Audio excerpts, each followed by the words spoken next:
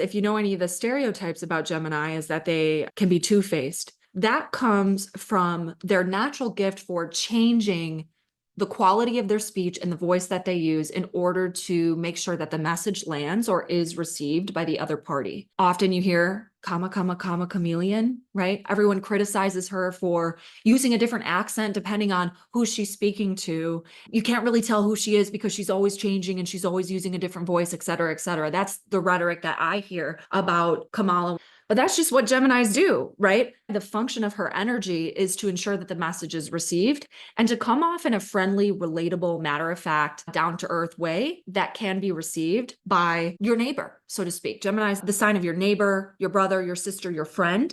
And I've heard some astrologers make some very strong predictions about how she's destined to win this election because of her Saturn return.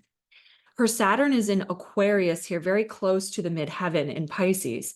Midheaven is your public identity and the reputation you carry out in the world and what you do for purpose and the legacy that you leave behind. So Saturn here, moving through her top houses in the chart, can suggest a massive culmination or increase in responsibility, right? So where the burdens are heavy and the commitments that she's making are quite large. So people are looking at that and attributing it to her inevitable success as the candidate for this election.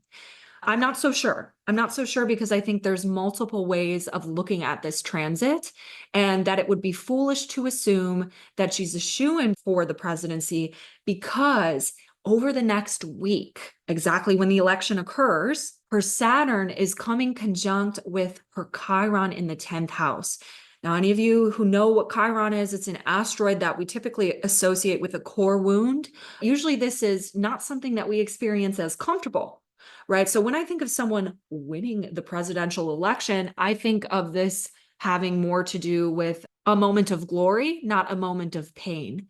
So over the next week, Saturn's going to make that conjunction with her Chiron here in the 10th house of reputation, which to me sounds a little bit more like a fatal blow to your reputation. But again, I don't know. I don't know. Her Chiron is also directly opposing Uranus, Pluto, and Venus. This conjunction in her chart is so indicative of the power of her femininity and why she's constantly had this track record of being the first woman to do this, that, and the other thing.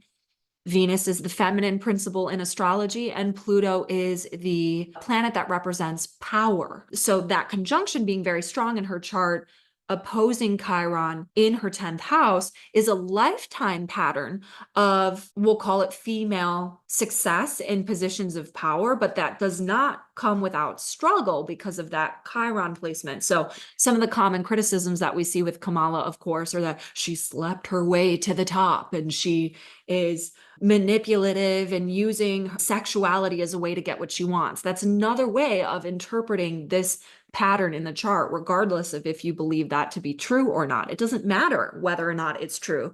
People say that about her, which is what we see here in the chart, both that she's this female powerhouse and also this femme fatale manipulator, right? Both of those patterns are described by Venus conjunct Pluto opposing Chiron. And to me, the timing of the transits suggests that she might not be so successful come next week, but we'll see what happens because I'm not claiming to predict the future here.